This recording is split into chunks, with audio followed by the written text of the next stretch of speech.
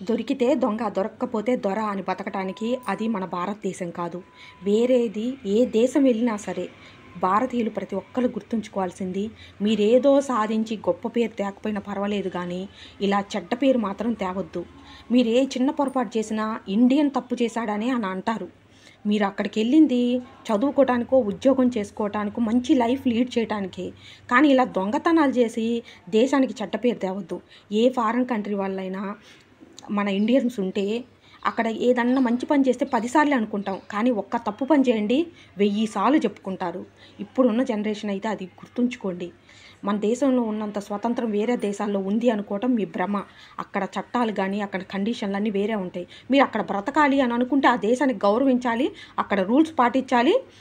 అక్కడ ఇలాంటి తప్పు పని చేయొద్దు. అసలు ఈ తప్పు పని చేయాలన్న ఆలోచన మీకు ఎందుకు వస్తుంది? ఇప్పుడు చూడండి మీ పేరెంట్స్ పరిస్థితి ఎలా ఉంటుందో. ఇండియాలో కానీ ఉంటే వాళ్ళు తలెత్తుకొని తిరగగలుగుతారా?